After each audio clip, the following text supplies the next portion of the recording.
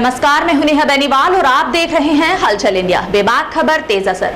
आइए शुरू करते हैं आज की खबरें। शासन व राज्यपाल उत्तर प्रदेश के आदेशों पर मुजफ्फरनगर जिला महिला चिकित्सालय द्वारा सर्वाइकल कैंसर को लेकर जागरूकता अभियान की शुरुआत की गई, जिसके तहत मेरठ रोड स्थित गवर्नमेंट ITI में CMS महिला चिकित्सालय डॉक्टर आभा आत्रे के द्वारा छात्राओं को सर्वाइकल कैंसर के प्रति जागरूक किया गया। डॉक्टर आभा आत्रे ने छात्राओं को जागरूक करते हुए बताया कि सर्वाइकल कैंसर एक गंभीर बीमारी है जो धीरे धीरे बढ़ती है। इसके लिए 9 वर्ष से लेकर 14 वर्ष तक की आयु में वैक्सीन की डोज लगवानी चाहिए। यदि उम्र 18 हो चुकी है तो वैक्सीन की 3 डोज लगेंगी। उन्होंने बताया कि सभी अभिभावकों को सर्वाइकल कैंसर के प्रति जागरूक रहना चाहिए, क्योंकि यह महिलाओं में बढ़ती बीमारी है जो आने वाले समय पर बहुत परेशानी देती है। वहीं ITI के प्रधानाचार्य MK दुबे ने बताया कि जिला महिला चिकित्सालय की CMS डॉक्टर आभा आत्रे द्वारा शुरू किया गया यह जागरूकता अभियान काफी मायने रखता है। इससे छात्राओं में जागरूकता होगी और वह अपने स्वास्थ्य का ध्यान रख सकेंगी, साथ ही साथ इस बीमारी के प्रति अन्य लोगों को भी जागरूक कर सकेंगी। उन्होंने बताया कि इस तरह के जागरूकता अभियान कॉलेज में निरंतर चलते रहते हैं, जिससे बच्चे अपने व अपने समाज के प्रति जागरूक हों।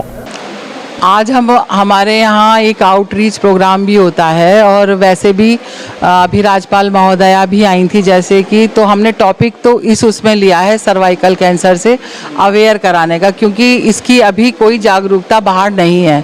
हम ही लोगों को अभी इतना थोड़ा थोड़ा पता है, तो और भी जो पढ़ी लिखी फैमिलीज़ हैं उन तक में अभी ज़्यादा नहीं पता है।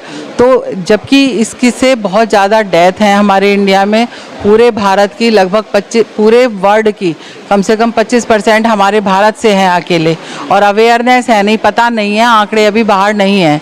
हर 8 मिनट में लगभग एक औरत की डेथ केवल सर्वाइकल कैंसर से हो जाती है और 1 घंटे में लगभग 8 वुमन की डेथ सर्वाइकल कैंसर से। पहला जो कैंसर से लेडीज़ की डेथ का कारण सबसे बड़ा पहले ब्रेस्ट कैंसर है, उसके बारे में अब अवेयरनेस हो चुकी है, काफ़ी लोग जानते हैं वो चीज़ें।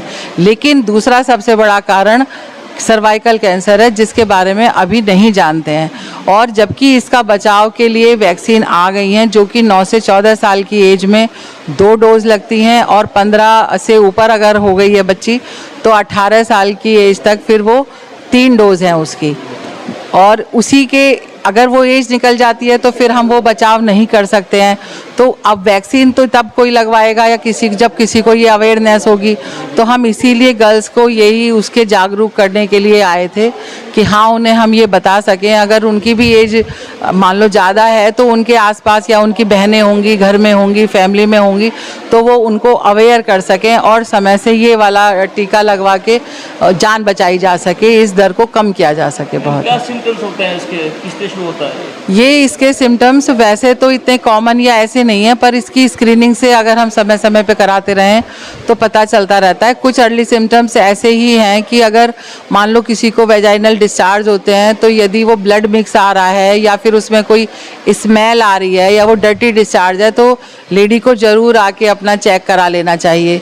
ऐसी ब्लीडिंग है, मान लो हस्बैंड के साथ रहने के बाद ब्लीडिंग हो रही है अगर उनको, या एक बार मेंसेस ख़त्म हो गया है और फिर भी बीच बीच में ब्लीडिंग आ रही है, और या फिर उन दोनों के बीच में जैसे पहला भी ख़त्म हो गया, दूसरा अभी आया नहीं है लेकिन फिर भी ब्लीडिंग हो रही है, तो ऐसी किसी भी स्थिति में कोई ये उनके शुरुआत के लक्षण हो सकते हैं, तो उन्हें आके चेक करा लेना चाहिए, जिसमें हमकी एक पेप स्मीयर जांच होती है इसकी, वो कराते हैं, जिससे कि सर्वाइकल कैंसर का जल्दी से जल्दी और टाइम से पता लगाया जा सकता है। अर्ली सिम्टम्स में तो फिर पेड़ों में दर्द वगैरह है, यूरिन में दिक्कत है करने में, और ऐसे ही पॉटी वगैरह करने में ये दिक्कतें सामने आती हैं, पर वो लेट लक्षण होते हैं। बचाव क्या है इसका? अब बहुत अच्छा सबसे बचाव एक तो यही है कि जो कुछ इसके फैक्टर होते हैं किन में ये ज़्यादा होता है, और ये ह्यूमन पेपिलोमा वायरस से 90% कैंसर, सर्वाइकल कैंसर उसी के इन्फेक्शन से होते हैं। तो लक्षण मतलब जो इनके फैक्टर हैं वो ये हैं कि कम उम्र में विवाह, जल्दी जल्दी बच्चे, ज़्यादा बच्चे, मल्टीपल सेक्स पार्टनर्स हैं अगर, और उनका लो सोशियोइकोनॉमिक स्टेटस है या इम्यूनिटी उनकी कम है, तब ये चीज़ें, या स्मोकिंग करते हैं तब इसके होने के ज़्यादा चांसेस होते हैं। तो ये वाली चीज़ें तो हम इस चीज़ से दूर करके कर सकते हैं कि जल्दी कम उम्र में शादी ना हो, बच्चों के बीच में एक ठीक गैप हो, जल्दी या ज़्यादा बच्चे ना हो। लेकिन जो अब सबसे अच्छा एक जो इसका प्रिवेंशन का तरीका है वो वैक्सीनेशन है। वैक्सीनेशन अभी सरकारी वाली उसमें प्लान में आ गया है, लेकिन अभी वो वैक्सीन सरकारी अस्पतालों में नहीं पहुंची है, अभी वो प्राइवेट तक है और थोड़ी महंगी है, लगभग 2800 रुपये या 3000 के आसपास। लेकिन उसकी 18 एज में 3 डोज लगती हैं तो भी वो 9-10 हज़ार रुपये में हो गई। तो भी आप अपनी 9-10 हज़ार खर्च करके, जो कि हम कहीं वैसे भी खर्च कर सकते हैं, अपना जीवन बचा सकते हैं।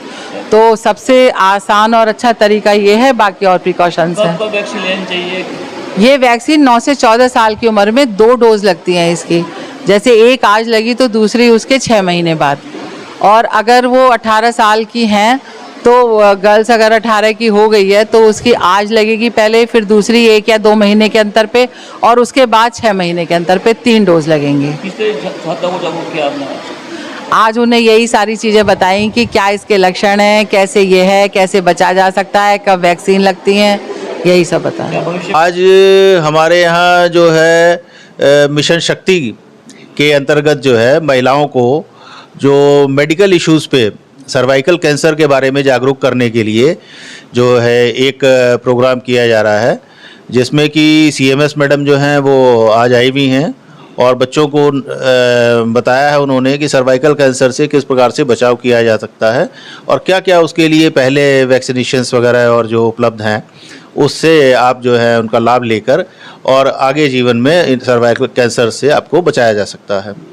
तो ये बच्चे इसमें काफ़ी रुचि ले रहे हैं और काफ़ी उन्होंने अन्य विषयों पर भी, अन्य मेडिकल जो समस्याएं हैं उनकी, उसके बारे में भी वो डिस्कशंस कर रही हैं और बच्चों की क्वेरीज को वो दूर करने का प्रयास कर रही हैं। क्या आपके कॉलेज में समय में भी इस तरह के अभियान चलते हैं? इस प्रकार के अभियान पहले भी हमारे यहाँ चलाए गए।